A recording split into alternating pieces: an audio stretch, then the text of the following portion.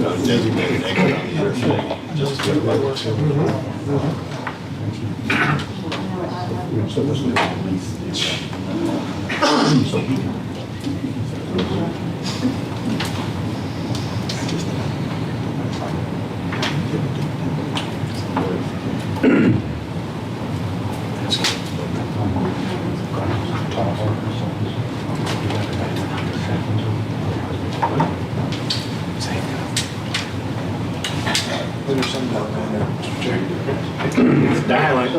down the side.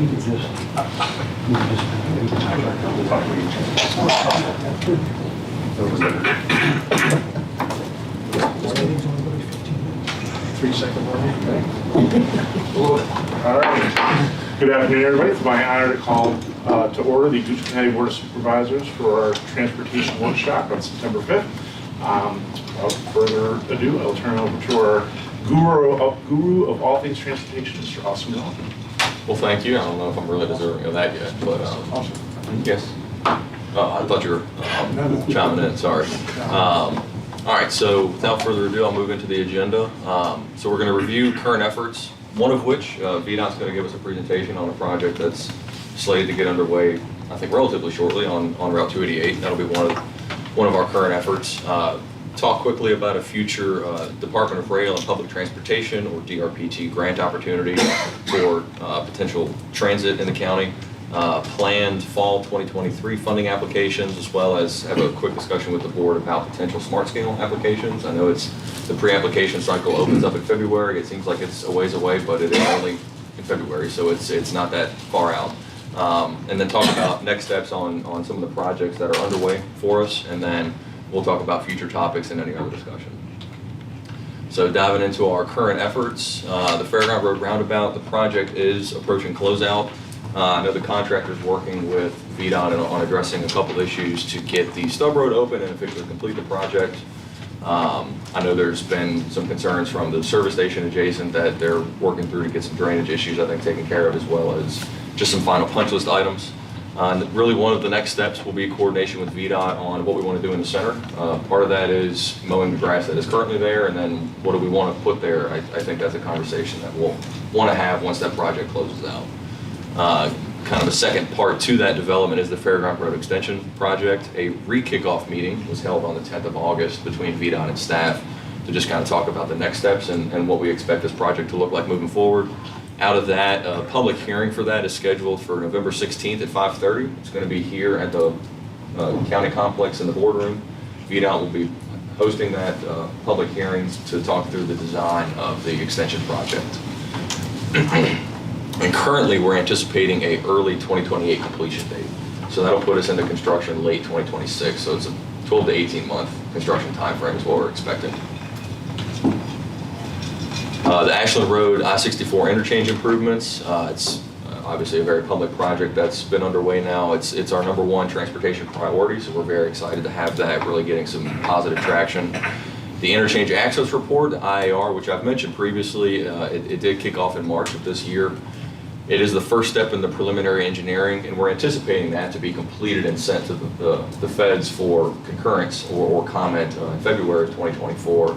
That will really nail down the design. We're going to get 10% design out of that report, so we're really going to know the footprint of the improvements, finalizing exactly what kind of improvement, although I think it's all arrows are pointing to a divergent diamond interchanges has been discussed previously. It's just really finalizing that with the federal government to make sure they are on board. Construction is scheduled to start for that project in June of 2028 as of right now. A key milestone date to keep that construction on schedule is April 2025. It's a phase called scoping through VDOT that at that point, really all of the unknowns are known, everything is kind of finalized about that project, and that time is, okay, what modifications need to be made to the construction schedule? So any project that we have through our partners with VDOT have that scoping date, which is really key for any project. And one thing to note on here as well is that the standard project agreement, or SPA, is scheduled to be approved by both the CBTA and the CTB in September and November of this year respectively, which will officially allow those funds to be allocated and spent by VDOT. So we're seeing a lot of positive traction on our biggest project. And can I ask you a question? Yes. So the engineering is 10%? Correct. And so that's standard? Yes, so the IAR will give us that 10%, so we're really gonna know the footprint, we're really gonna know the level of environmental impacts to go through that phase of the engineering, because there'll have to be what's called a NEPA report, National Environmental Protection Agency Act. We'll have to go through that level of analysis. The IAR is that first step in that. Once you know the footprint, you can figure out how many, if there's any endangered species in the footprint or anything like that. It's not anticipated to have any major environmental impacts from that standpoint because it's going to be mostly within existing right-of-way. We're not anticipating needing a large chunk of private land to complete that project. So all of those unknowns should be relatively known. Awesome. Yes. Are there any potential, just outside of normal development, design, all those things, are there any other potential delays that could crop up that we don't expect? At this point, I would say there could be a million, there could be none. We won't really know until we get further along into some of the design. I know there's major utilities we have under Interstate 64, so it's coordinating with that. It's a 16-inch water line board under the interstate. So how do we go about avoiding that or impacting it, and do we move it? Those are, I think, beyond the 10% engineering. That's really step 2. We'll get into, okay, let's start doing a lot of the field survey. Let's start identifying a lot of these unknowns. And at that point, we'll either see, hey, here's a major hurdle we have to cross, or hey, this may be a fairly simple design. Does that make sense? But, well, that, and I was also going to, projects that have been approved, that if there were delays, if they dragged, would those impact this timing? No, the private development timelines are really not connected to this at all. Thank you. So one of our other projects that's underway is the Hockey Road realignment. We have noted there have been some questions and concerns about the potential signal removal that was called out for in the Smart Scale application at the intersection of Broad Street and existing Hockett/St. Matthews Road. One of the first steps that we've communicated with the VDOT team thus far is that we need to undertake that full level of signal analysis immediately to really get to the bottom of, is it really warranted to go away? What's the true data around that signal to make sure if the data recommends for it to stay, we can share that information publicly. If the data does point to a potential removal, we have additional conversations about how to leave it, because I know that's the desire of, from what I'm hearing, the public and the board. So staff has been communicating those concerns every time we hear them with the team, with VDOT through that project to make sure that they are heard. A kickoff meeting is scheduled for this tomorrow, actually. We're going to start having these conversations, and we'll be sure to bring up the signal piece again in that, and we've noted thus far that the signal analysis has to be that first step to really just get to the bottom of what's going to happen at that intersection. If all goes well with this project, we're looking at a May 2028 scheduled construction start date. And again, I referenced earlier that key milestone date that kind of firms up the construction timeline is the scoping date. This project has an October 2024 scoping date. So that, again, we'll know all of our unknowns. We'll really kind of nail down exactly what this project looks like, exactly how long it's going to take to construct, and so on. And then our last current effort is the Route 288 hard shoulder running lane. For that, I will turn it over to VDOT while I pull up their presentation. While we work to pull that up, one thing I will note with the Fairground Road extension, and Mr. Spoonhour, I know this is something you've touched on previously, we are working as staff to make sure we're coming up with a conceptual plan looking at as we work to develop along the roadside with business recruitment, retention, in conjunction with the courthouse plans, as well as potentially the farmers market and having an assessment. So Austin, myself, and Ms. Worley have been working on a request for qualifications to go out to our on-call engineering firms to submit a proposal for that, so that we can have some visuals and a plan for the public hearing. All right. Mark? Yeah, I'm gonna give a little short presentation of background of this project, and then I'm gonna turn it over to Rob Alexander, okay? So, there was a STAR study done in 2018, and congestion and safety in the vicinity of 288 over James River Bridge during peak hours. The problem was with peak hours.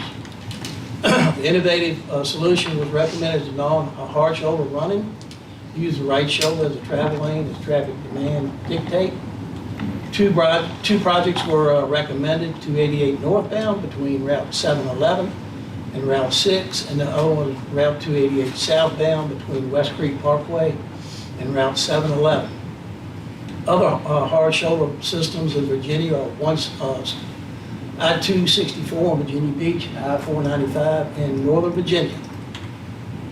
Major milestones, public involvement, citizen information meeting, CIM, we have one planned for September 13th at James River High School.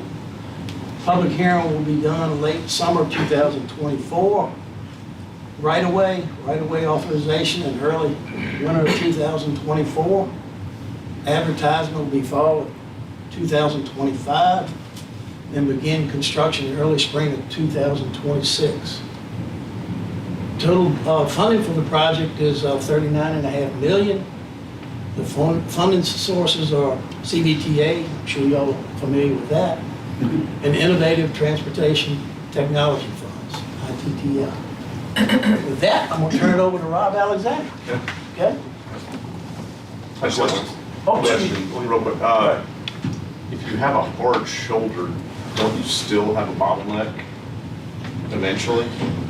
Is that going to be discussed? Okay, thank you. Thank you. Just give him a minute, okay? The innovation, is that 8 million? Is that the other numbers associated? 39.5 million. But that's the total. But It's either 8 or 10 was the. I just remember hearing that 8 was the innovation, the ITTF, yeah. Yeah. All right, again, thank you. My name's Rob Alexander. I'm with VDOT. I'm our Traffic Operations Director for this part of the state. And my job is to explain how this is going to work. So I will field the questions as best I can. I've got a couple other staff members that are here to help me if I get lost. But this project is in the northbound direction only.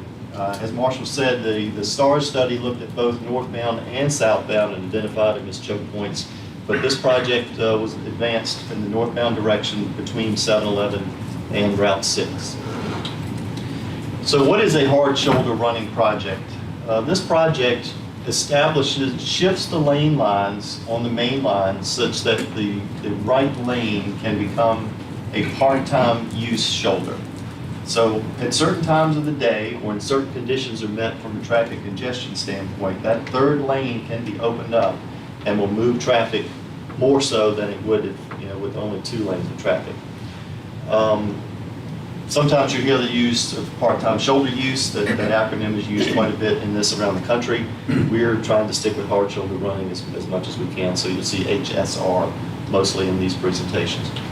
The benefits of the project, it will cut traffic, the amount of travel time between Midlothian and Route 6 in half by having this open. And this is using 2025 traffic volumes.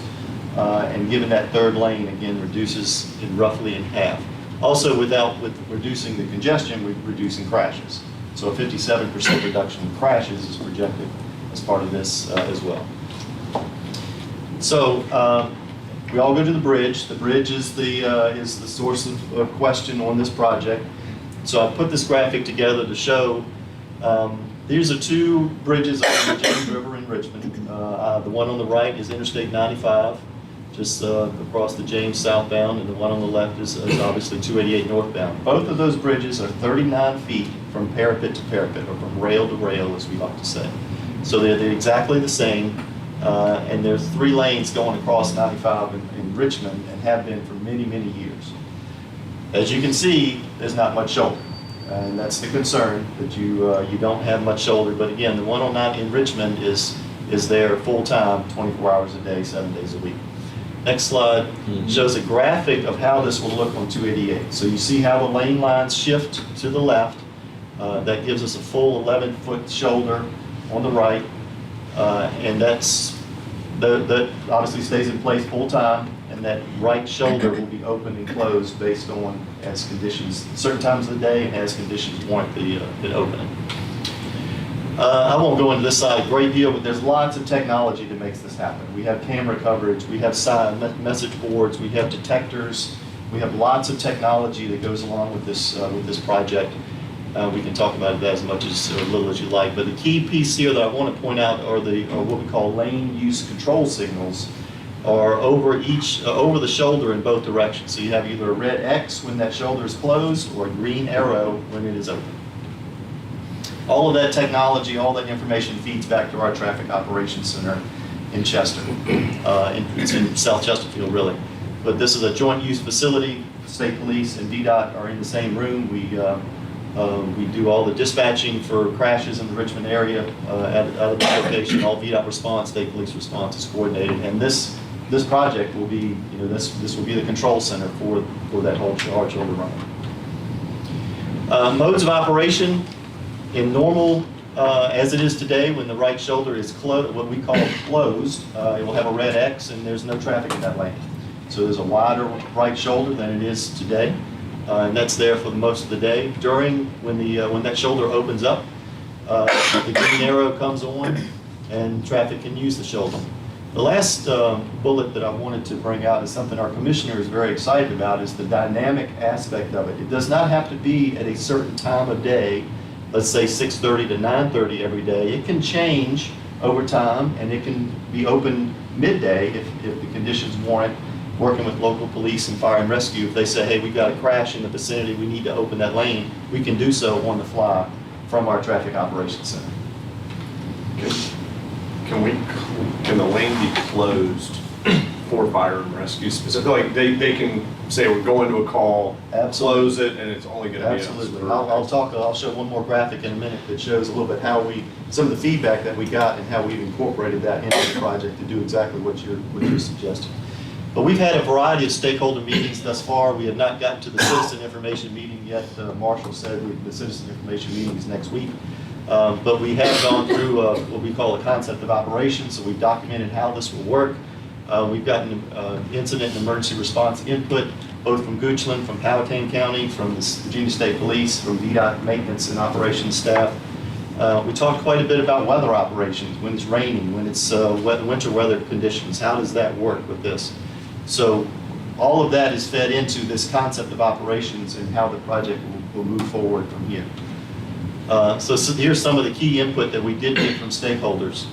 We've all agreed, and if there's a chance of heavy rain, if there's any winter weather, it will not be open. It will stay as its normal 2-lane bridge as it is today. We're looking at the bridge rail. That was one of the key considerations or key concerns that was received from Goochland that we're looking at. So we have our bridge engineers looking closely and evaluating the rail as part of our design process. Another recommendation, and we agreed with that, was to reduce the speed limit when the hard shoulder running is open. So we will have changeable signs for the duration of the project. So when hard shoulder running is open, the speed limit will be reduced to 55 miles an hour. The graphic there on the right is in Seattle. And you can see that those that have the changeable message signs on the rights, on either side of that structure with this message, with the speed limit that can change and be adjusted as needed. We will not be allowing trucks on the right shoulder. It will be posted as such, no trucks to use the right shoulder. We're paving the crossovers on either end of the bridge. Again, this is a request from local fire and police for their better access to the scene to have paved crossovers.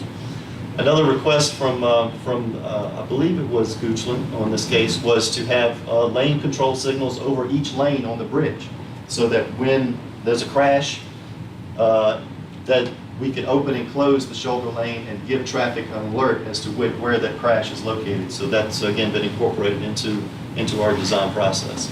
And the last thing I wanted to mention was, I think Powhatan suggested this, was to have some message boards on 7-Eleven before you get into the hard shoulder running portion of the project, so motorists can know what they're getting into, whether it's open or closed. And we thought that was, again, another good idea, so we added that into the project.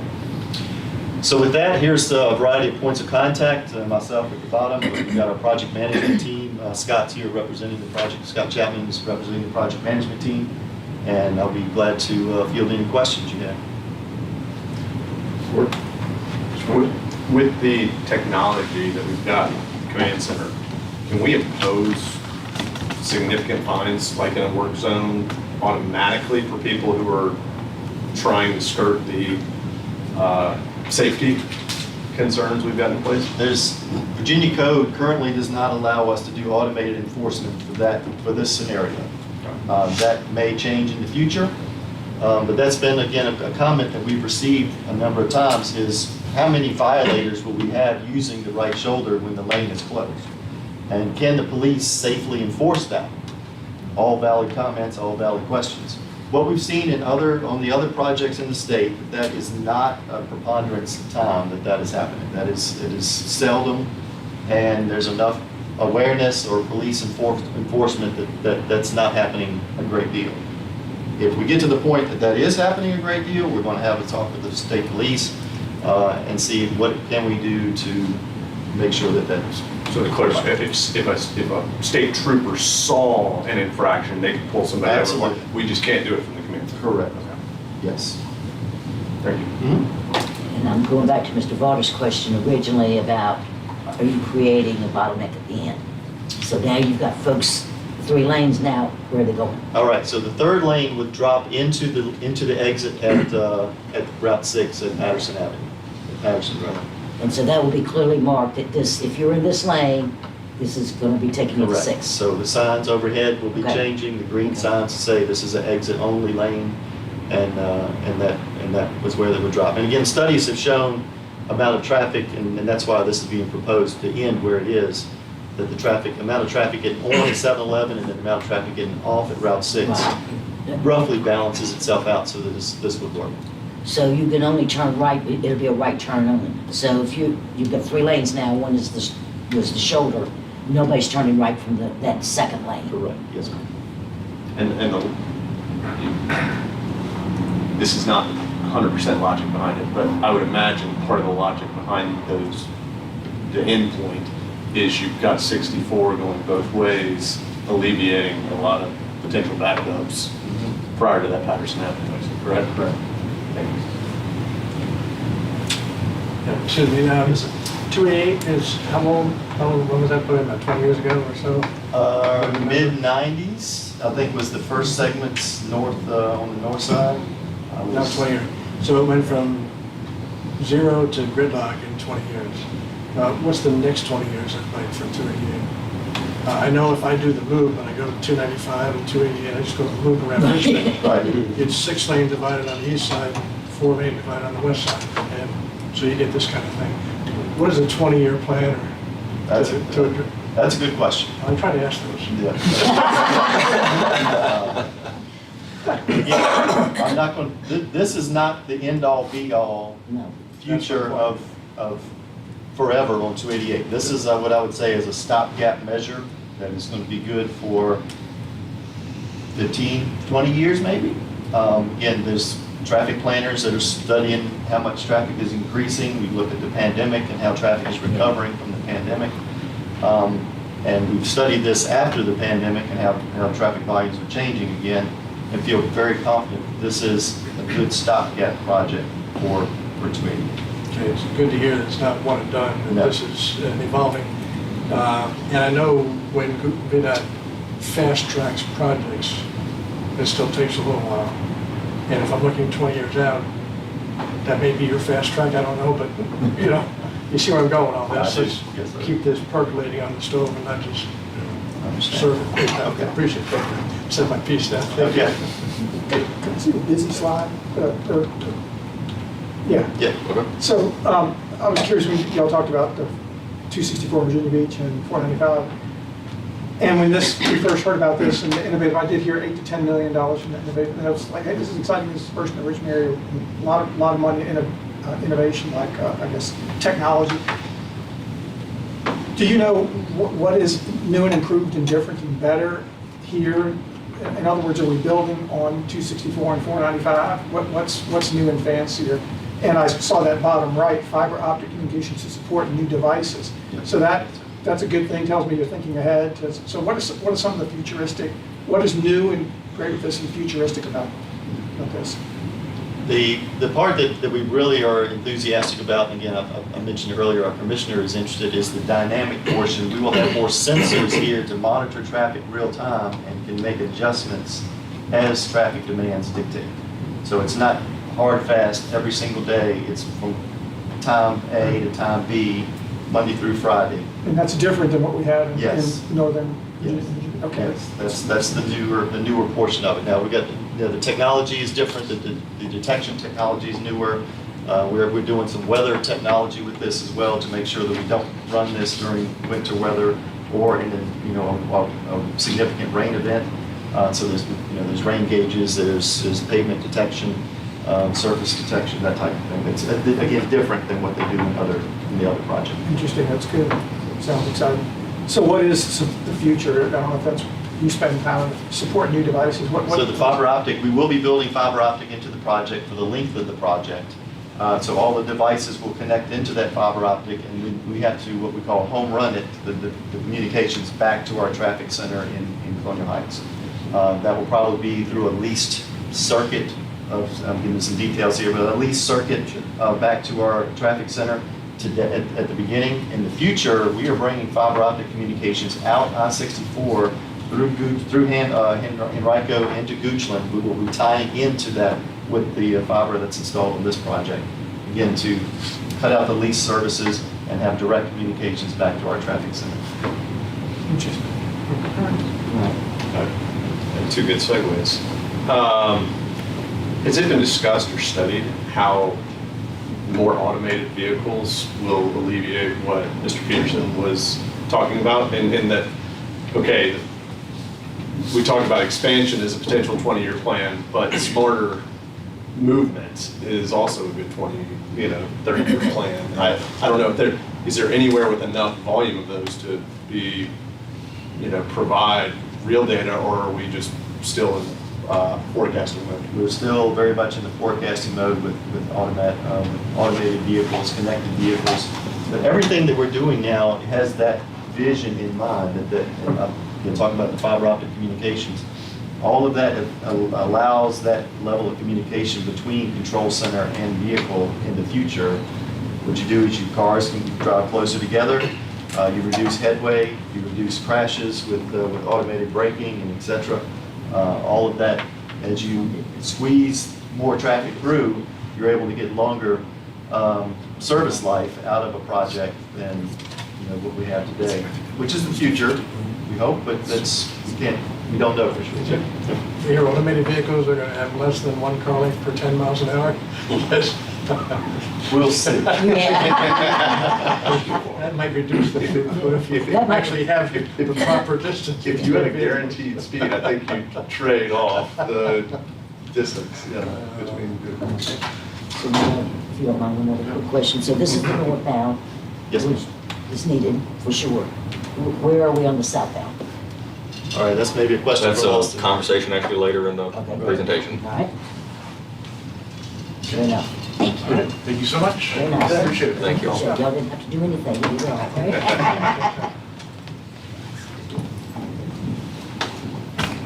All right. Yeah, you want free to leave. Got a great presentation going here. Thank you all. Sneak out.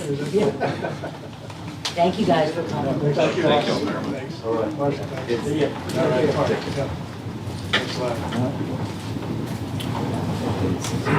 All right, so before we get into, with what Ms. Laskell brought up on finding funding for other projects that may be related to that one, we'll discuss quickly a future potential DRPT grant opportunity.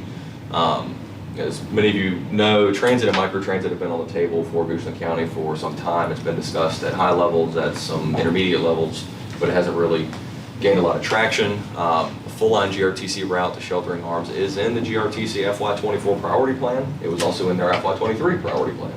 So it remained unfunded, thus making it to the FY24 plan. They do intend on trying to find funds to get that route exploded. Not sure why that happened. They do intend on searching for the funds to get that route extended to Sheltering Arms, because I do know those businesses are wanting that service extended to them. But it hasn't happened yet. Do they know what they're looking for? They are willing to build a bus stop for full line service. That's what they've been told is coming, so they're excited about it.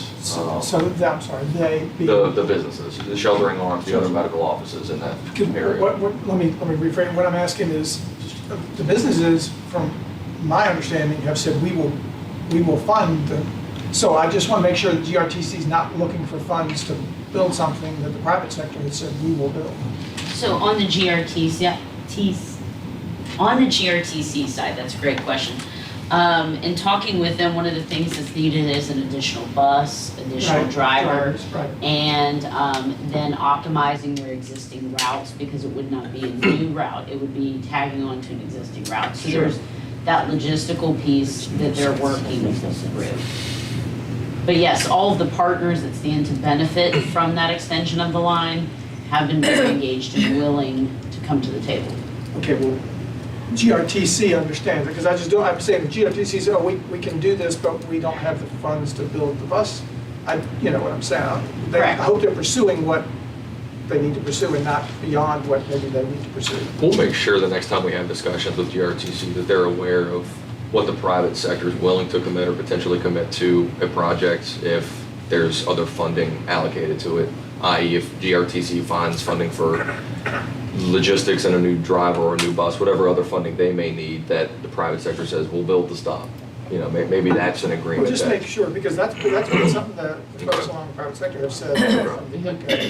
At least, I haven't asked them in the last year plus, but originally, Okay. They're still on board with that, spoke with Yes. something arms. Well, and Mhm. two, our GRTC already comes to that shopping center where Wegmans and. Correct, they stuff end at the are. Aldi. yes. So they need another bus to come from there to Shoulder and Arms? That's been the conversation, is that there's funds needed for, and I think a big piece of it is how the extension of that route and the timing, how does that interact with the schedule for the stops that same bus will be going on? It might not be they need a new bus to go to Sheltering Arms from Aldi, but it's, do they need a new bus to backfill? I know it's not that far, but what is that 5 minute, what does that 5 to 10 minute gap create elsewhere in the system? I think that's maybe where that conversation's coming from. Mhm. It's also no longer Aldi, but, which is weird. Oh, it's not? It's already vacated. Oh my God. But beyond that, I know some communities have stressed concerns about where a bus line Mhm. ends and, you know, where public transportation ends for safety and for other considerations. Does the study we've already done go into that, or has that been done? And are those valid? I know, I mean, I might be talking about something that was a hot button issue 10 years ago and no longer Mhm. is in the transportation space, but I know that is a consideration. So I think part of how we answer that is the second half of the slide, really the opportunity through DRPT that talks about there's a grant opportunity to do that technical study and create a Goochland-specific plan rather than a regional Central Virginia plan.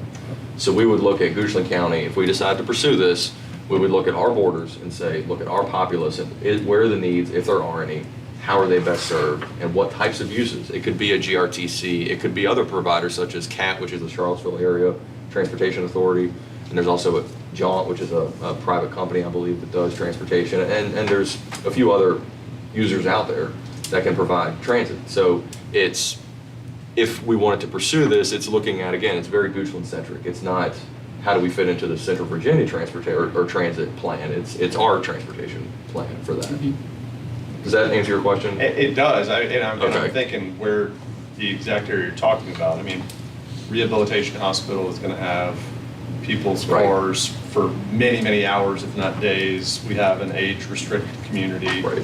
there. I mean, you're talking about a space that is unique to public transportation. Well, and there's the also concerns that can come the about. thought of our major employment centers, would it make sense for, and again, these answers would come out of a study, would it make sense for a specific commuter route from a part of Central Virginia to some of these major employers? You know, those are questions that we would anticipate getting answered as a part of any study.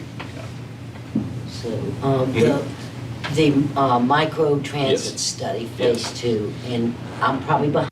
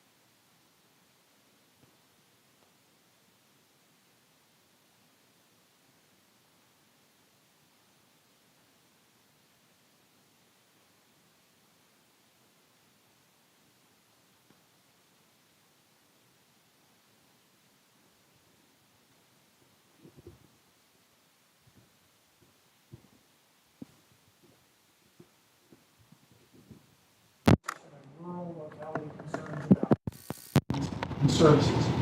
So I was gonna bring this up and tie it into like, let's make sure, it looks like we have parallel tracks going on here. And let's make sure this is not like dysfunctional, like we're pursuing two parallel tracks that aren't quite parallel and we're really not And not getting anywhere. Right. Because I'll read, this is the agenda items, page one, I won't read the whole thing. But we are in phase two. Phase one is Washington Park, Sansonell, and North Chesterfield. Phase two of the study is focused on refining the recommended pilot zones and developing an implementation plan for FY24. And this is what you were talking about, continued consultation with the rural localities, and this has been over the last little less than a year, indicates that there is a desire for further coordination to provide a more comprehensive approach to understanding public transportation needs in the outlying areas of the region beyond microtransit services. And then they're saying the requested action is a motion to direct TAC to review the rural locality public transportation needs and make recommendations for further actions. So that sounds like we ought to really be paying attention to that and working with New Kent, Powhatan, and Charles City. And that's news to me. I hadn't heard that that's coming down the pipeline. Correct. to TAC, So we're good to know. referring to TAC and to Okay. you guys. So that's going on. I mean, I'd say go for the DRPT grant if you're asking us, should we? But let's make sure that doing both of these makes sense and that's really meeting our goals. And I think we can have an impact at TAC. The GRTC and CBTA, I think they know that the rural localities are growing. Ergo, this thing pops up on our agenda with the request to TAC. And it seems to me, I mean, maybe DRPT and our local specific thing is fine, but I think we have another opportunity with this TAC recommendation. Maybe we can talk about this, at another time, but in the meeting is what, Friday, right? Thursday, day after tomorrow.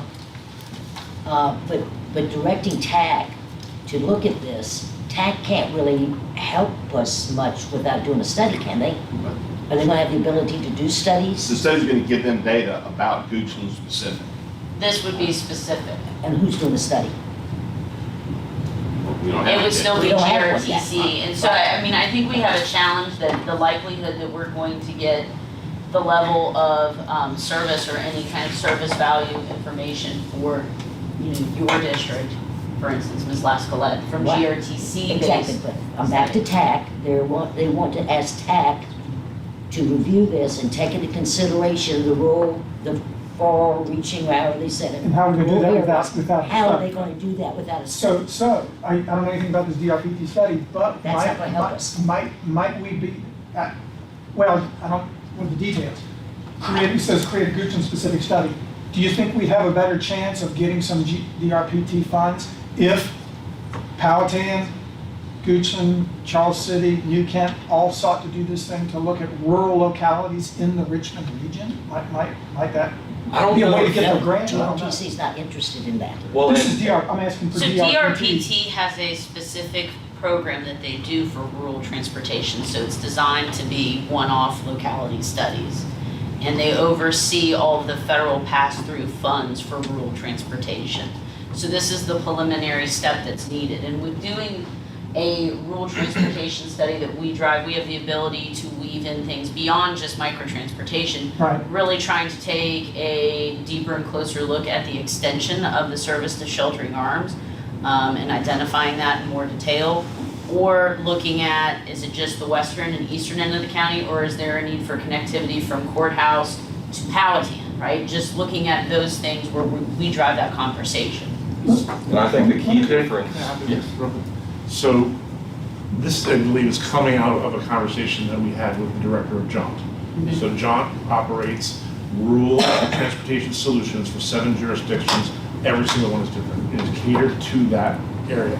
Most of it gets paid through these funds. So JAUNT's recommendation was that we apply for these funds so that, and they are doing a study that they've included us on, which is to begin this Okay, month. great, that's, This month or October, very soon. But they got, That's good. and I forget, is it Virginia Tech that's doing that? So Virginia Tech's doing it, so they've included us to do some scoping to figure out what services they could recommend for us. And then this sort of gives us funds to kind of be able to. That would be awesome. Well, I That's- think the that's key all. difference between the GRTC micro study and this study that we would do through DRPT is the GRTC micro study is only, can GRTC help us? And the answer to date has been no. No, that's So true. the DRPT study is, we have 8 providers at our service, which ones can help us, which ones, would it make sense for us to get into the county and partner with? Is GRTC make sense on the east end of the county? Probably, if there's a full line service. The west end of the county is probably gonna be a different provider. But the GRTC study, they're not gonna recommend anybody else, because they wanna make money. They're not gonna wanna push service to any other provider. So I think the DRPT grant gives us those other options. But I do have to inject this. We're talking about government solutions. What about private solutions? And I say that because can we proffer, if we have a medical office building coming into the county, you have to provide a transportation solution to the county line in District 1 to get to the office as part of that. Can we find, well, okay, but I don't want to hear, this is something where I don't think no is an appropriate answer. I think this is where we need to pass it. The insurance companies are just taking our money if we say, oh yeah, we're just going the government route. They are saving money and getting more. The insurance companies, if they can get somebody to a PCP, if they can get somebody to a heart doctor, if they can get somebody to all these things sooner than later because of transportation services, they are saving drastic amounts of money. The only problem is if we come at it strictly from one angle and not looking at it from a private sector standpoint, we're just feeding the beast. And Jaunt is private sector, isn't it? Mm-hmm. But it does, funded by the government though. they do function off of They get all their money from the Well, taxpayers though. They get all their money. And let me step back from transportation perspective, is there any, I think it speaks volumes that Jaunt has 7 different things and they do them all very differently. I think that makes the case right there. that It does. We shouldn't prejudge any of this stuff, but I do think, do we know enough about our community to say that, and I think you said a moment ago, maybe the east and the west are really, they are different, but do we know enough to say that there's no point in spending a lot of time thinking about something that doesn't connect to a bigger system? I mean, that would be my thought. Again, there's the ability to look at that with this study, because you can look at partnering or connecting to the Charlottesville area transportation network and to the GRTC network and getting just more data-driven information. And also, Charlie, you were talking about but insurance. our criticism, I'm sorry, just looking at one of the criticisms down in Powhatan when they drew that circle in pilot 1, like, and I asked the question at the meeting, can the drivers stay inside that circle? Yeah, they don't go out, and I'm like, Same thing here. And the same thing here. So I guess I'm struggling with anything that doesn't connect makes me wonder. I don't know if these, so there are options that I've seen that they have connections, but it's more sort of the call for a ride and they're taking them to the direct place. Yes. Yeah, so if it's small vans, And that's really 2 or 3 The people. on-demand. If you watch what Gooch and Cares does, they know a lot about transportation. I mean, they drive the wheels off those buses. Right. Because there's a huge need. And Well, they're getting people to doctor's visits outside, like Hanover Dash. I think Hanover Dash has tweaked their model a lot, and they're expanding. They're trying to make sure that their charter, I think, doesn't let them go all the way to McGuire Hospital, but they're expanding to do those sorts of things. So I mean, there's some models out there that people have tried and changed, and I think Hanover Dash, Jaunt sounds like they have problems. I mean, Mr. Bowers, I mean, well, Courtney, we won't need to hire drivers because nobody wants to hire anyway, But you're talking about a 20-year plan, don't quote me on but something when you we're look looking to, when you for. look to the private sector, adding regulations and costs and proffers, they're not very big fans of private sector. So what they do is they go to Hanover, and they go across the river, and they'll go somewhere else. And that's the notion of regulations and costs just chases the private sector away if you're looking at that from just a partial solution. Now, if we're going to come up with the Goochland Public Transportation Solution, we need to come up with a different acronym because Goochland Rural Transportation Committee's already been taken, GRTC. But It's not gonna be solved at this meeting, right? We're gonna have a It's series not. of discussions on this. Could be a multi-pronged approach as opposed to one size fits Exactly. all. That's right. We need data, we need a study to come up with what the problem is that we're actually trying to solve, and then design a most efficient, effective solution to kind of providing that service. So, and again, the government generally operates in a break-even scenario. We don't try to make money, we don't try to lose money, we try to break even. So that's got to be part of the solution as well. Yes, sir, and this is a step one in that direction. I do want 50% match, what is the dollar amount? It's gonna be in the range of what, 50 to 100,000? No, they said 50 to 75,000 is generally what these studies run localities. So it's half of that would be. Half of that would be our commitment. I do want one moment for rebuttal. Mr. Peterson. TMAX is over 50% of the Commonwealth's budget. This is a major issue. I mean, this is not, I'm not trying to say that, the private sector needs to bear all these costs, but the taxpayers are currently bearing this to the tune of half of their money they're contributing to the Commonwealth. So this is not an anti-capitalism comment. It is let's make the most sense. My only thing our is, spend. if it's a level playing field, it won't anybody say no, that's one thing, but if one nail pops and we're the, is our jurisdiction, that's all. So if everybody's doing it, fine. I'm not a big fan. If everybody's doing it, that's fine, but. So just from a timing perspective, we have 1 hour to go. And it looks like we have like 2 or 3 more topics. I think we'll be all right. But yeah, it is a 50-50 split, 50 to 75K that we can expect. Application deadline's December 1st. I would anticipate this probably being the October review with the board just to talk about cost and then ask for that transfer either October or November. And when you come out Correct, you with cannot that, do the transfer unless we're awarded the funds. Okay.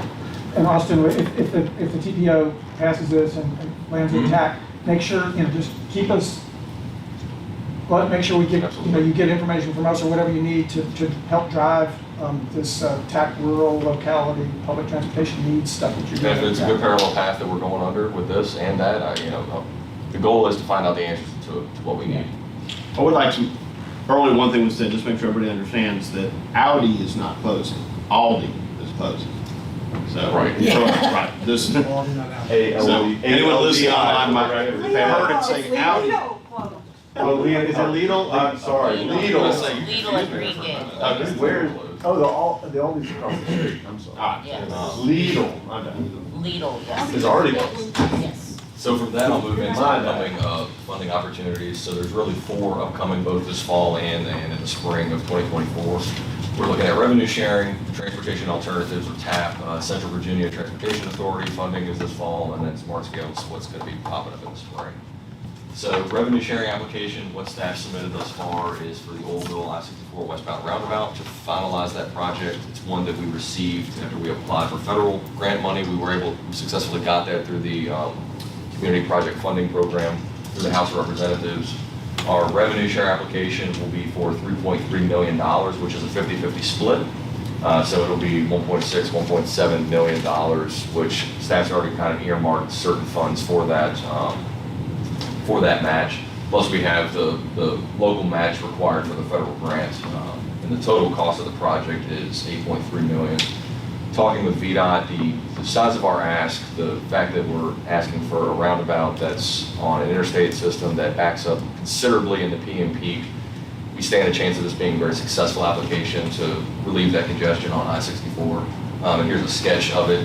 One difference that from this roundabout or the one at 522 and 250 that will likely be on this project as it moves forward is there will be a right slip lane that those folks go heading right to go to the Exxon right there off the Oldville exit won't actually have to enter the roundabout. They'll just go through a slip lane and accelerate onto Oldville Road. That's one key difference I wanted to point out for the board here. The slip lane. So the slip lane. What happened? So there will be a right turn lane essentially that if you're going right heading to Hanover County or to the Exxon right off the interstate, you won't actually have to enter the roundabout. You'll be able to avoid it. So really it's only the folks that are heading to Broad Street. So this is 64 westbound, you get off here. Right now you just either stop at the stop sign here and make a left or a right. If you're heading right, you just go in the slip lane and avoid the roundabout altogether. So that's just one key difference I wanted to point out for the board's knowledge. It should make it function a little more efficiently for those right or Yeah, westbound. and to alleviate any backup on the Right. ramp. Right. Until the person realizes they really want to go left. Yeah, so like, go around. Then they go to the exit like everybody else does. Yeah, they're already turning And they around the make their exit, loop, so yeah, it's Let's fine. get to the, okay. So transportation alternatives is another funding source this fall that staff is currently submitting an application for. We discussed this before, it's the courthouse connectivity phase 1 approach, which is sidewalk from Reed Marsh to Goochland Cares. There's currently 0 sidewalk on that side of Route 6 right here in the courthouse. It's about 2,500 linear feet of sidewalk that we're going to be installing. The goal of the courthouse small area plan was to provide that level of connectivity. This is kind of phase 1 of that. This is a LAP project, right? It will be, Yes. yes. That is. I've got the acronym down, and Yep. this is exciting. So it's both a tap and a You in lap charge, project. Austin? That's the plan. Yes. So yeah, VDOT has requested supported our request to administer this project locally, which means we will hopefully avoid some of the back and forth we had on a couple other projects with VDOT project management staff, and it's all going to be handled internally. So this will be our first one. VDOT is very supportive of it. Got to start small and work our way up to turn lane projects and intersection improvements and so on. But it's kind of step 1 in us managing some of our own projects in the future. This is big. So Yeah. $520 a foot. The cost is more than just the actual concrete. It's also design, right-of-way considerations. We may or may not have to move a power pole. That's still to be determined. That's anticipating easement acquisitions because there will be some. Should be no fee simple right-of-way acquisition, but there will likely be some easements for grading. And everybody along that length of that 2,500 feet is going to be getting a new driveway apron. We're going to have to make sure everything meets ADA accessibility. So there's going to be some major improvements beyond just pouring sidewalk. It's still half the price of the fall line trail. It is. Everything's larger compared to the fall line trail. Yes. Which is dirt, right? Yeah. It is a current $1.3 million request, and it is a split 80-20 between state and local, much like we did the Eastern Trail project. That was an 80-20 split before we decided to forego the TAP grant on that project. And this is just a sketch of it. So we are proposing sidewalk from currently the CG12 that's at the signal right here at Reed Marsh Drive. It's going to extend all the way to tie into the brand new sidewalk at Goochland Cares. We will be replacing the sidewalk in front of that church that's currently for sale, the old church bank setup. There's kind of defunct sidewalk in that. We anticipated needing to replace that, and VDOT told us it would have to be part of the scope because it's falling apart. We have to create that accessibility from one terminus to the other. Those are 2 pictures, right? Yes. So, Yeah, we so the added library a river. We added a river. You didn't know about the bypass? So the library right here, you would walk on the sidewalk here, and then jump to this part of the page, and you would It's walk. 2 pages on one visual. It's how the exhibit was set up, I recall, so Austin, it's not a is your, linear project. Is your management expertise that is going to guide us through the process, is that a soft dollar contribution or is part of your salary absorbed by the project cost? I believe my salaries remaining unchanged as I do this Well, I project. know your salary's Is it not the much. allocated? Can we count that towards our local match though? I don't know. You can. I think that's too many cups. I don't know how to. Yes, we can't use local funds for such. We can reimburse ourselves any project management. We can bill project management dollars to the project out of that 20% match. Government providing service. So any No, I additional get it. third-party assistance, or if we decide to bill, You could also use CBT. Is this- yes, and, Yeah. track Austin's hours and just have them, Yeah, this is a question Go that through that. pertains to this project, but I also heard you say this is getting our toe in the water, we're gonna do more and more. Correct. Just as we go, if there's a way to get compensated for your time, which I understand is not free, so be it, if it's not, it's deep soft dollar contribution, or part of the local match, whatever it is, let's get some kind of credit for your contributions. Good point.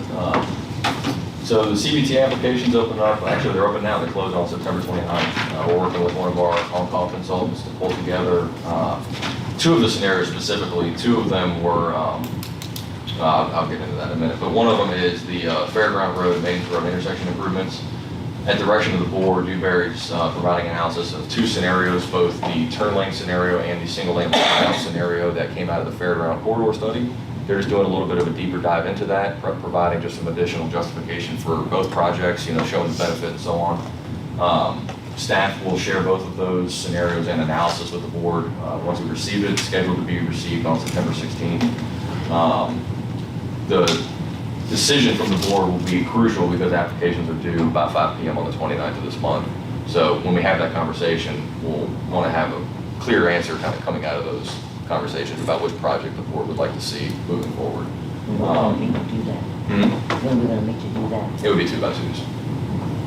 The 16th is that Friday before 2x2s. And cost estimates for both projects are still under development, so I don't have anything to share on that front. But here is a blow-up of what Dewberry's pulled together for the concept here. It's a little bit of an expansion on the concept that was in that Fairground corridor study. The footprint has expanded a little bit to meet geometry and engineering requirements. But it's a left turn lane on Fairground Road to turn onto Maidens both directions, and then a right turn lane, dedicated right turn lane for the northbound Maidens approach. Folks coming from the river will be able to turn right and not be held up by somebody trying to turn left. And then aren't they also engineering this to be able to, if further down the road we wanted to put, if let's say this was stage 1, 2, we got 2A roundabout, are they building this to specs so that it can accommodate the roundabout in the future? Roundabout is such a tricky project that if they were to build this today, if this were out there today, that likely gets all ripped up, especially at the intersection itself. One thing we would want to look at is whichever project has the greater right-of-way footprint, we would want to pursue total right-of-way rather than having to go back to property owners twice, easements, things that we can do to the maximum now, we would want to pursue that. But as far as, pavement would be the same, but it's all going to get completely ripped up and damaged by construction. So it's hard to engineer it, so to speak, to But the right-of-way is right. Right, that's the big piece. And then this is the concept that the roundabout would take, it's a little bit of a smaller footprint.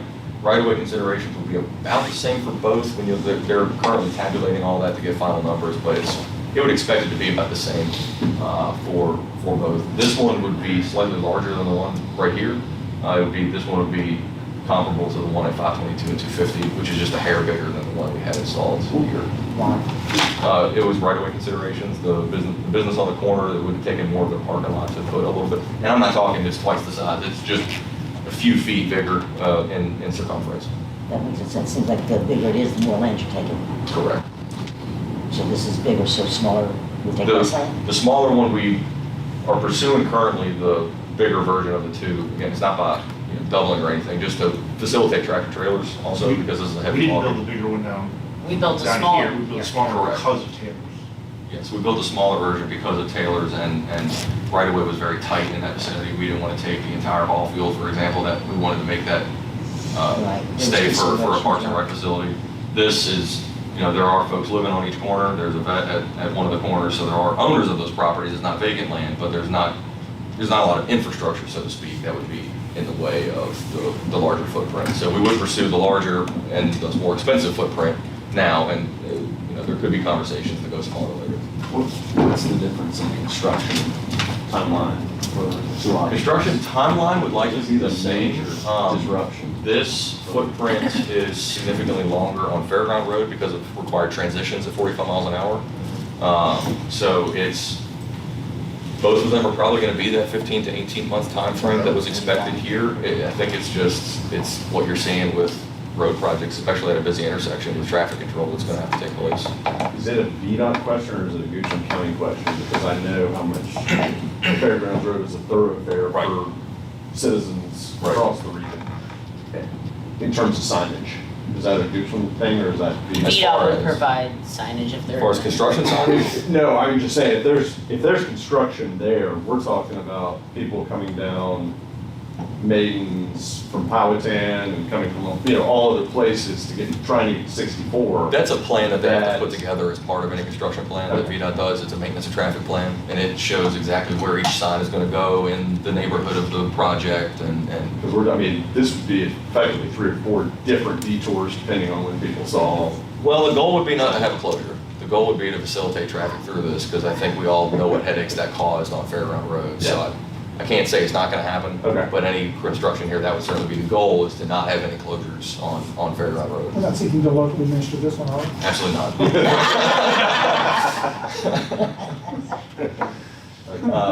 Our second one, and Ms. Laska will have one of your questions, was the southbound or shorter running lane. So we We are going to pursue this as a CBTA application. It was a failed smart scale application in round 5, just because of the sheer cost and the lack of leverage dollars. The cost is just shy of $60 million and that includes all the technology and everything. So that's turnkey operations is $60 million. With this, we're not going to be asking the CBTA for the full amount. We're going to start here and try to compile as many pots of money together as we can for a $60 million ask, because you're not going to get it from one place. So we're going to have conversations with CBTA staff and VDOT as well. So, but the staff's thought is that $10 to $15 million range, we think we can be competitive in CBTA, and that puts us on the right track for other funding opportunities. Okay. And this is just a snippet of it. Having the presentation before, I didn't find a better example, but I think the presentation before kind of helped as far as what it's actually going to look like. It's going to be the exact same setup, but on the other side of 288. So. Another one of our CBT applications is another Route 288 project. It's going to be the southbound auxiliary lane. And it's a full widening, so not a partial or running lane project, but a full third lane from 250 to Tuckahoe Creek Parkway. The cost estimate is under development, but it's anticipated to be in that $30 to $40 million range. Again, this will be a leveraging application where we're going to seek that $10 to $15 mark, and then we'll again have those conversations with CBTA staff and VDOT to figure out, okay, what other pots of money should we be after for this project? Both the partial to running lane and this project, and actually the next project, are all highlighted in the gate and interchange report for the gate and IR that Henrico County put together. So it kind of speaks to regionalism, both this project benefits the region as a whole. So, yeah, I saw that second appearance of that bullet, the gate and interchange report. Yes. What does that do for us? Does that, in other words, I don't know what the gate and interchange report says, but I'm assuming that what it says supports the Yes. scoring better? Yes, Like so- smart scale things? So much like we're doing with I-64 and Ashland Road, we're going through the IAR. That's what Henrico County had to do to justify their interchange on the Gate Road overpass.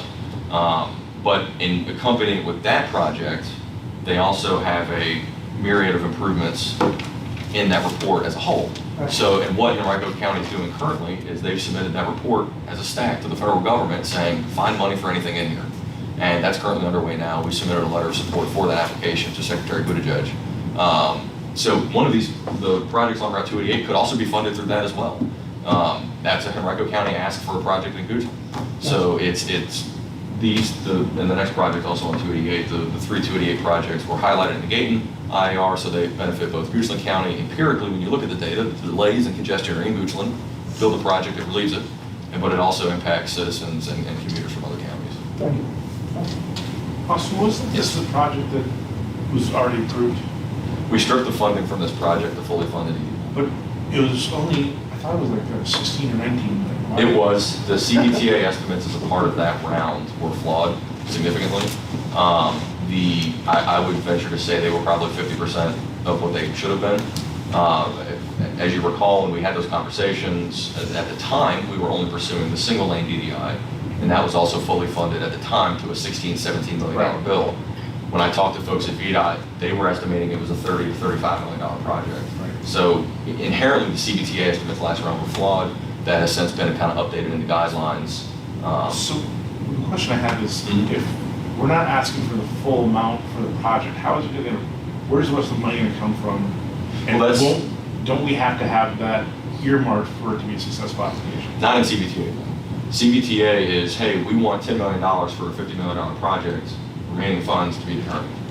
Smart Scale is one of the ones where you have to say, hey, here's where all of our money is, here's the funding resolutions, here's all the paperwork that shows we have $40 million to ask to support our $10 million ask. CBTA is one of the first steps in funding the project, same thing as TPO. You don't have to have the rest of the money found, so to speak. You're just saying, we need 10 while we pursue everything else. And that was the same thing with the last round of CBTA funding as well. And this is just a quick exhibit just showing it's a full 3-lane widening, it's just a partial. Mr. Peterson, this is 2 pictures. Nothing gets personal. Really? My comment about automated vehicles came, I'd forgotten about Secretary Buttigieg. Yeah, so, I mean, Yes. to make those numbers look smaller than 60 million, 70 million, we can remind them that, one alternative is to widen 288 and the bridge for 500, 600 million, we recommend a less expensive alternative and just go with 100. You got it. Just trying to orient their perspective a little bit, as opposed to 10's a lot, 60's a non-starter, 600, 700 million's a lot. This should be a starter. Anyway, that was just a throwaway comment. You don't need to respond. It's a challenge chasing money, I'll leave it at that. Yeah. And our fourth and final CBTA application, which we have 4 slots, so we are filling them all, is another Route 288 project, but it's also at the intersection of 250. It's a variety of improvements on Broad Street in both Goochland and Henrico County. It's some realignments of the off-ramps, it's some widening of Broad Street into Henrico County, it's a little bit of improvements on Woods Ridge Parkway. I've got some of the exhibits on a later slide. The cost estimate for these came from Smart Scale right at $31 million. Again, this would be a leverage ask. When we submit, it's not the final time when we ask for that number. We're going to have those conversations, like I mentioned before, with VDOT and CBTA staff to make sure we're asking for the right amount because we want to be successful. And again, this was another project that was highlighted as part of the gate report. So money could come from Henrico looking for money could come from us looking for money. So that's the hope here, is that we have lots of different angles to And fully fund all I think three. you've confirmed that the applicant is looking to, the Honda dealership is aware of all this? Correct, correct. They have a part of their concept plan sufficient right away to build these improvements, or proffer to dedicate such right away. Okay. And cost estimate, that's full cost estimate. That's Might a come full- from Henrico. Correct. That is a Smart Scale cost estimate, which is deemed to be the most conservative of all cost So it's not estimates. our that share VDOT does. necessarily. Correct. This is the full cost estimate of the Who did project. the gate report? Hmm. Who did? It was done by Henrico County to support their interchange at Dayton Road, which turns out is going to be a divergent diamond interchange at the Dayton Road overpass, just past 295. And so that's all, and not to disparage our sister county there, but that's all the VDOT standards and Oh, there's yes. no reason. Correct. Okay. So yes. the Dayton 64, they're looking at the DDI? That's what is approved by the federal government, yes. Oh, wow. So we would have back-to-back interchanges be potential DDIs, assuming the feds approve our footprint, which I don't know if exists anywhere else. It's interesting, it makes sense though, when you get off Dayton heading south off 64, that makes total sense. I'm thinking about that. It's going to be a substantial project. The report's actually very detailed. It's got a lot of interesting improvements. 2 exhibits I'm highlighting here are the actual improvements to the ramps themselves on 288. Will that be before, will the Dayton DDI be before ours? Or They don't are have searching for the funding money. yet. So So ours will be, okay. potentially. We did it a little bit, nobody did it backwards per se, but we did it opposite. They sought federal approval, then the money. That's what they're going for now. We sought the money, and now we're seeking federal approval just to button everything up. But, I mean, are there any second mover benefits? Or do we feel like, I mean, I'm just asking because I'd love to see one in place while we're still working on ours, but I don't know if there's anything that can be done. Well, go to go to Zion's. There's one in Zions and there's one in Crossroads. Charlottesville. Okay. Yeah. So the 2 exhibits I've got for the 288 Broad Street improvements just specifically involve the off-ramps and the reconfiguration. You can see there's going to be sidewalk installed on the north side of Broad, but the off-ramp, this is the southbound 288 to Broad Street off-ramp. One of the key pieces here is that the off-ramp is currently single lane and it's just an acceleration lane that ramps this direction. It would be revised to a double right turn lane that would come to a revised signal at the intersection of the ramps and Broad Street. There's currently a signal there, but heads and arms would be added to signalize that right turn lane. The purpose of that is the other Route 288, and apologies for some of the arrows, the scale didn't do right on the scale up here, but we would be creating gaps for these folks on northbound 288 to hit Broad Street free. So that's really the root of the problem on 288 Broad in that area is 288 backs up because they can't get onto Broad Street free and clear because of the congestion on Broad. So by signalizing the other one, you're creating gaps sufficient for these folks to just run off of 288 right onto Broad Street without a problem. And we're doubling the capacity here from one off-ramp lane to 2 off-ramp lanes. Other than that, this project just consists of some additional left turn lanes on Wilkes Ridge, so that'll go from a single left turn lane to a dual onto the westbound Broad, and then widening of Broad from the Goochland County line and in Henrico by just extending that 4th lane a little bit further past the county line. So this is the major part of the improvements, so I wanted to highlight those for the board. Going back to my earlier question, Yes. This is all on Goochland property, This part, yes. or in Goochland County. How do you determine what, but I know it benefits Enrico traffic flow incredibly. How is that determined? Is that a VDOT determination? So or these, is that this project actually originally came out of, you can see in the bottom right, the stars, which I forget exactly what it stands for, but it's affordable projects that can benefit transportation. And this one, the stars, was specifically a Route 288 and Route 250 star study. And it went from, I believe, Ashland Road to the far east Broad Street 64 interchange. And it went from the Midlothian Turnpike to 64 on 288. So that was more of a regional study that kind of highlighted some of these projects. Right? So kind of move into potential smart scale Route 6 applications. Staff's intent right now would be to go forward with the 3 288 projects. Again, that's kind of part of the conversation with, hey, we're asking for 10 to 15 million, maybe a little less, maybe a little more. We would then want to see those into smart scale if that's the best path forward with them. That's kind of the plan right now as it sits. Smart scale is a little bit of a ways off.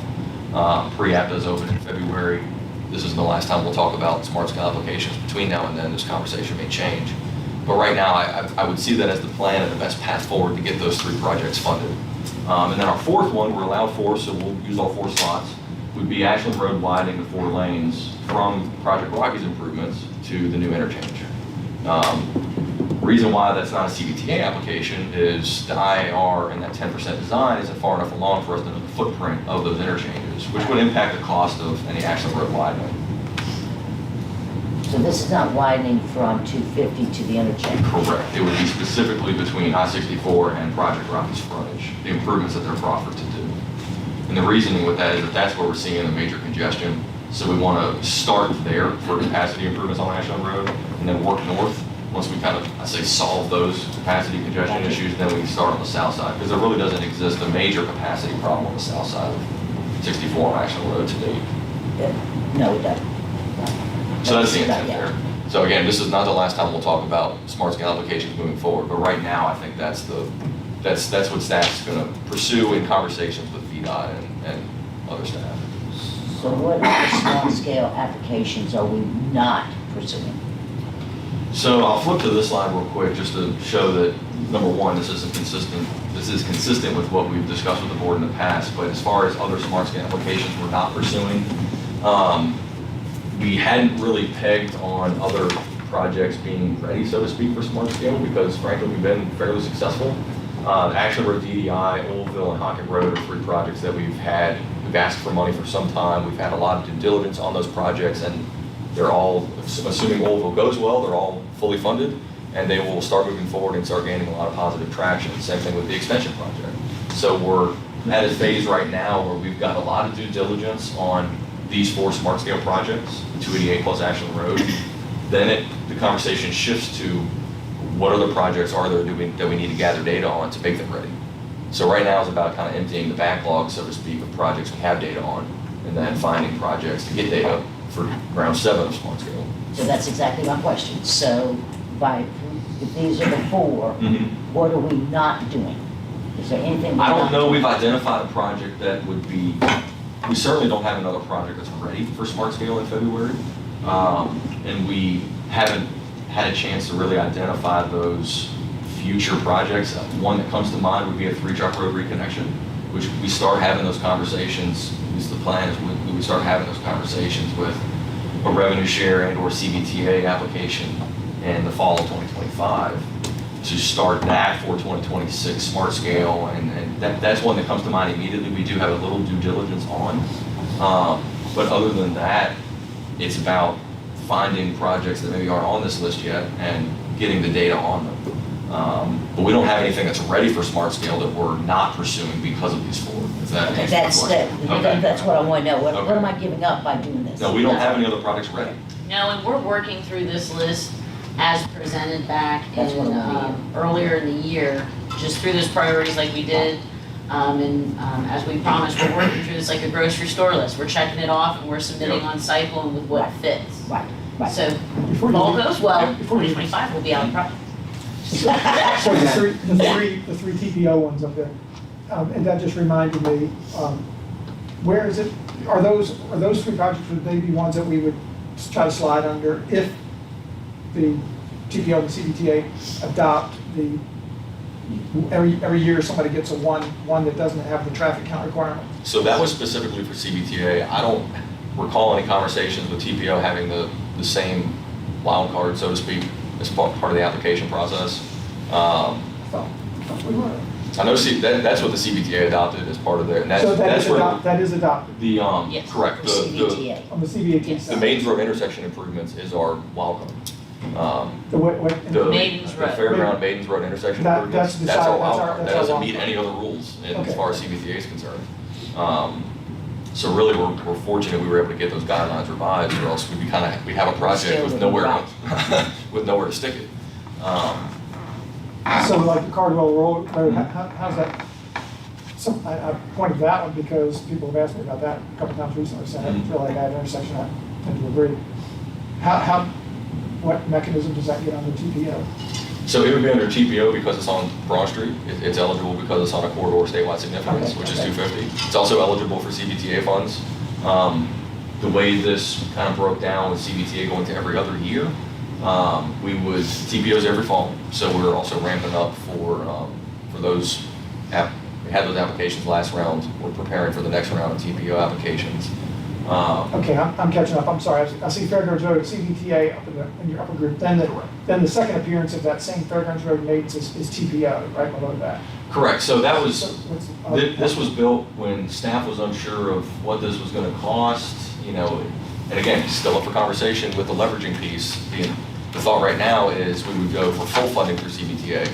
If the cost estimate comes back and it's, oh my God, it's $1,200, we may do 6 and 6, we may do 8 and 4, So we may what's split the it. mechanism to get the TPO funding for the Fairgrounds and Maidens? Because it exists on a collector and arterial road, so therefore Fairgrounds Road makes it. And you don't have the traffic count requirements? Correct. TPO follows a little bit different set of Okay. rules than CBTA. It's not quite the same level of scrutiny.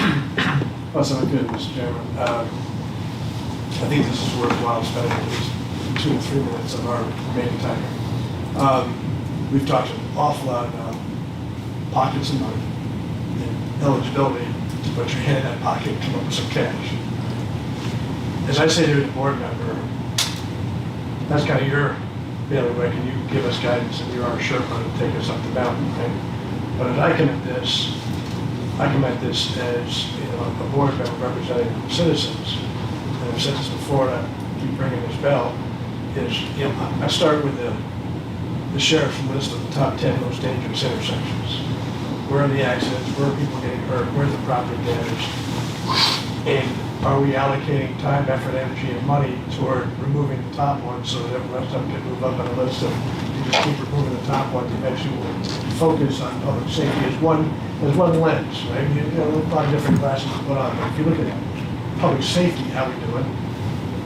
The second thing is, I look at the county, and I say, okay, we've got some north-south problems, 288 Pocket, Fairgrounds. 288, big money, so we got a lot of attention. Fairgrounds, we just did a study, and it spit out about 100 different things that could be done, from line of sight to additional sight, I mean, and where did that go? I don't, and then, of course, Pocket is really not at capacity, it's running about 15%, but the terminuses are failing. So what I come at this is we've got some north-south challenges on all our collectors or connectors, and we've got failing intersections, and we've got public safety issues. So as I come back, keep traffic moving, keep it safely moving, provide, the connectors and collectors and things that keep the network moving, especially given the growth pressures we have going forward. So how that view of the world, my view of the world, intersects with your necessarily view of the world, which is eligibility in pockets, so that we can, to the extent possible, work through that maze to get to what we really need for the county. You see where I'm going with that? It's not just that we have money to build sidewalks or bike paths or whatever, but if people are having accidents and getting hurt and whatnot. So you see where I'm going. How do we pull those together and integrate those so that at the end of the day, if we do all of this, how much of our challenges have been solved? Right. How much of our problems have been resolved? How much of the public safety is better off? Those kind of things, if we do all this.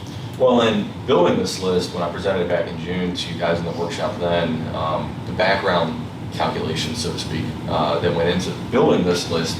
Part of that review was fire response times, it was traffic safety. You'll see a lot of these intersections, the intersection projects showing up on some of the frequent flyers on the sheriff's incident report list. So it's, building this list very much takes into account, and as we'll build this out to 26, 27, 28, part of that overlap is going to be, okay, where are our hotspots, so to speak, on incidents? Where are we seeing a decrease in fire response times, a la the Whitehall Road bridge replacement? So we are constantly measuring this list against that criteria as well. Okay, well, it makes me feel a little better that it's not transparent, it's behind there, it's a third dimension, but it's underlying and it feeds into this Correct. to the greatest extent possible. And that's all my point was, to try and make sure that we're not just focusing based on eligibility and availability, that we're Right. trying to actually move the ball down the field and accomplish what we're elected to do, which is public safety, Right. keep things moving Well, and part of But that. part of that eligibility question is reason comes with those numbers. Like that data feeds into their scoring. So for us to have successful applications, we have to do that research of what is the safety, what is the economic development involved, what is the traffic count. So I feel like the mechanism itself sort of forces us to have to do that to some degree. Well, you brought up the Fairground Road corridor-wide improvements that were as part of that study. Yeah. VDOT's just kind of reopened what's called the HSIP program, this Highway Safety Improvement Program. It used to be more spot improvements. Now they've opened it up back to where it was before, where it's corridor-wide segment improvements. Your rumble strips, your striping, your tree clearing, getting clear zones, and so on. So we've been having conversations, Crystal and I have with VDOT, about reopening that study and saying what fits in HSIP as part of that to get corridor-wide improvements as well as some of these spot improvements where we chase down specific pots of money. Okay, so maybe to help me, two or three pictures on one page, to help me would be to say, here's the fairground study, here's the 100 things they recommended.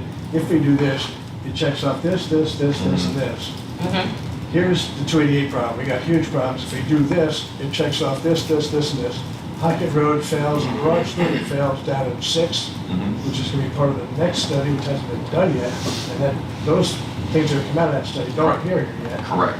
Fixing Hockett and 6, if we do all of this, it checks off Hockett Right. at Broad Street and 6, so that you can circle back and say, okay, rather than hide the data, hide the underlying studies, what's the outcome? And the outcome is Fairground Road will fix 75% of the issues. Right. 280 will fix, 80% of the issues. Hockett Road or the failing intersections, public safety, the EMS and fire will be able to go over that bridge and save a spot. So that it checks off fire safety issues, the sheriff's top 10 list, the Fairground Road study. If we can show how that, at the end of the day, is gonna, that, closing that loop would be, I don't know if citizens would find it helpful, but I certainly would try to represent their interests to show how this does those things. So that when we get in the public hearings and citizens say, what about Fairground Road issues? And our plan is to address most of that, so it would help us for rezonings, it would help us for economic development approvals, and then of course, the speed is not even under yet, we'll get to that. There may be value as well as just having a brief refresher bullet each time, since this does become public record, of just how these project priorities are identified, just talking through the criteria that, just having a note on the bottom of the table, the criteria that's factored in. Because, accurately identifying the percentage of the issue that it will address sometimes before the project's gone through its scoping period or its preliminary design can be challenging, because you can theorize and it's only based on, the traffic count at one moment in time. So, Yeah, I don't want to get down that level. Right. Yeah. Waiting time at a red light or turn, no, it's just this addresses that issue or not, and it's kind of, No, that makes sense. That's something we'll certainly take into consideration on It would be helpful to me future to say, presentations. if we do all that, it moves the Right. needle. Right. And We're not we're just, just- and the we're camera's not spending got- money to spend money, we're spending money to actually make improvements. And it's that making a difference that I think is the piece for me. That makes sense. I think some of the discussion, real quickly, some of the discussion, not more than 2 or 3 minutes. I think some of I'll the, yield back the rest of my time. I think you touch on, I agree with everything you said. I think at the board level, again, because I can get in the weeds but we sometimes have to sit on these boards and Yes. get in the weeds sometimes, just as I'm finding out, you become, more engaged and more valuable, I think, to the policy board if I know the weeds. But I think the issues that this board should have a philosophy, public safety, transportation moving.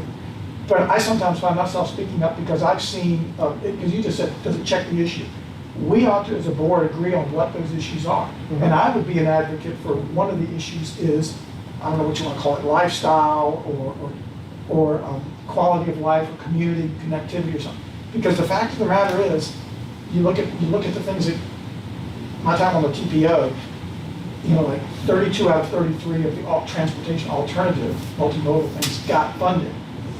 And you see the region is doing those things, and the federal government is saying those are the things they want to fund. Now, of course, we've run into the problem, a lot of the alternative multimodal things are for commuters and not for recreational. So we have that reality out here. But I just would like to see that as an issue so that the community understands, hey, sometimes we're maybe spending or pursuing things that you might say, you want sidewalks out there, why do you want that when we have other intersections that need more safety issues? But I agree, but I think we as a board need to realize the funding mechanisms, the things that are driving that are out of our control and where the incentives are, that it would be good for our community to know, like, hey, we're not losing our mind, we're not chasing this just to put a sidewalk here. It's actually, in the big scheme of things, this is what's getting funded, and we want to apply for that as well. Even though if you look at it, step back, you say, you're just spending money over there just to be spending money, because plenty of people say, over here is a greater need. Sure. I agree we ought to develop a consensus around the priorities. And when they see a sidewalk go in and say, that's not our top priority, but the funding was available.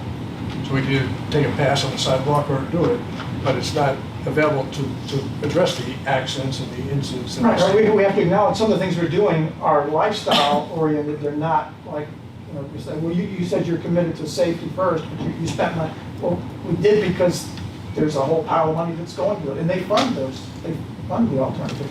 Speaking of which, real quickly, and I'll just bring this to everybody's attention on the TPO, another agenda item the day after tomorrow is that if it passes, our sidewalk project right up the street will get endorsed.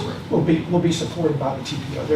There's a bunch of them across the region, and Goochland's Courthouse Village sidewalk is on the agenda to be supported by the TPO. Yeah, part of that application, we have to have that resolution of support from the MPO, which is our TPO.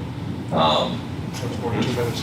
Did you have something else? I just had one thing, because on things like this, I think it's the consolidation of information that makes it digestible, so to speak. I want to defer to our staff. They have the expertise. They do the day in, day out. They do all these things. I would almost rather see with those projects, these are the 3 bullets of how we are going to get the funding, how we're going to make the best use of taxpayer dollars, how we're going to make the best use of the Commonwealth's dollars. Because then we're leaning on the expertise. We have bullet points that we can then go look back to. But we're not putting so much detail out there that can be picked apart and evaluated in 25 different ways, 1,000 ways. So I would almost rather, let's rely on the expertise and let's just get to the, directly to the point.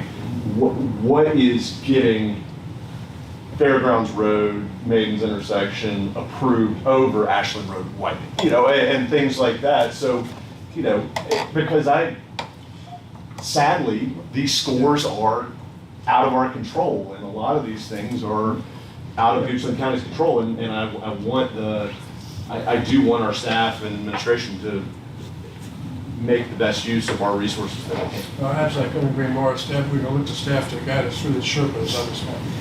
Perhaps one way to go, without getting down to granularity and causing a lot of work for folks, every board action we take in the other room, we have 5 strategic goals, and we check off which ones it meets. If we have 4 or 5 transportation priorities, public safety, I was thinking fire that, rescue, yeah. sheriff, keeping traffic moving, flowing, inconvenience, whatever. And just check which ones each of these, addresses. That's something that could, and I'll talk about it real quickly on this slide as well, that the second main bullet, sub-bullet under that, the resolutions of support for revenue sharing TAP applications, is there a way to work those every time we have to come to the board and say, staff seeking this money, I need the board to endorse this ask. Why? It meets the county strategic goals, but then there's also a transportation strategic goal piece of that, hey, specifically in October, you'll see the revenue sharing TAP application resolutions of support. Well, what does Oldville Road roundabout at 64 do? There's 3 strategic goals or 4, does it meet none of them, one of them, 3 of them, 4 of them, See that, I like where you're going with that, Austin, because it starts with our strategic goals for the county, Right. and then flows through your recommendation that we seek this funding because we're eligible and the money's there, and if we get it, it will address these transportation priorities. So I like the way you close that. And that could be on everything because most funding avenues, especially state and federal dollars, require board of supervisors approval. That's a good way to say those things kind of publicly, yeah. Okay. So yeah, next steps, this will be the last slide for you. Fairground Road Extension Project, one thing we have to do, and I'm working with one of our on-calls and beat on this, we have to do a boundary line adjustment plat. We did it with the roundabout to transfer the land from the schools to the county before it can go to VDOT, because there's some obscure state code, the schools can't go straight to VDOT. So it's got to go, we have to be the intermediary there. So that will be before the board at some point, or at least Mr. Carpenter for approval to do that land swap. October BOS items, I did talk about the resolutions of support. There, and again, we'll talk about this in 2x2s, but we're going to reach out to one of our on-calls and waiting to hear back about just getting assistance through the smart scale process, specifically the Ashland Road widening project, if that's one we do want to pursue. There's no drawings on it, we'd have to get concepts, we'd have to get cost estimates and work up all the due diligence on that project moving forward. So we know that there's a need in that area, but we have to fine tune some of those concepts. And then we're steadily advancing the Eastern Trail Phase 1 plan. Right now, we're kind of working through stakeholder meetings, a concept plan for Phase 1 to kind of all come back to an agreement that where Phase 1 should be, what's it going to look like, and so on. So, Mr. Peterson, I know the project you want to see done, it's still moving forward. It's trudging through the mud, but it is forward progress. We have a meeting with the vested stakeholders on tomorrow. Is it tomorrow? I believe it is. Yeah, it is. It's tomorrow, and this will be our second one, just really ironing out the vision for the concept of alignment. Yep. And then with that, future topics, we always have potential opportunities through VDOT to discuss projects and ongoing educational opportunities. Every time we get funding application updates, we'll be sharing that with the board. Ongoing transportation priority updates, Mr. Peterson, you alluded to it, that we're always one study away from new priorities jumping to the top of the list. It happens all the time.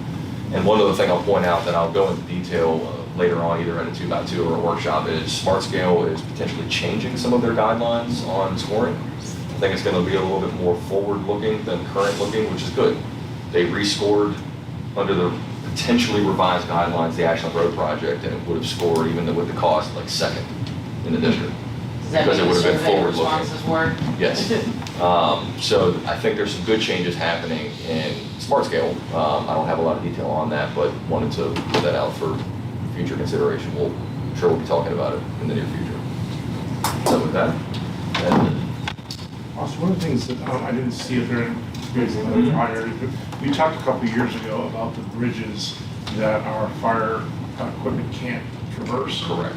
So I didn't see any, I think Whitehall Oh, yeah, Road. Whitehall Road, so the path forward for those right now is SGR, which is the State of Good Replacement, State of Good Repair, excuse me.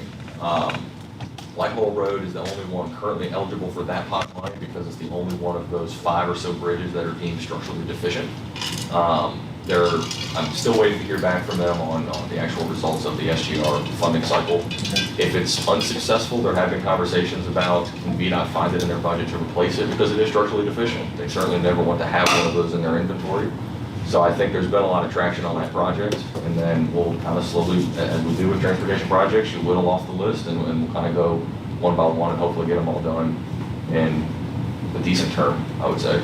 But they're certainly still on the radar. Anything else, board? All right, with that, I will adjourn us to our 4 p.m. business meeting. Recess, not adjourned. Different meeting? This is a different advertising. This is what.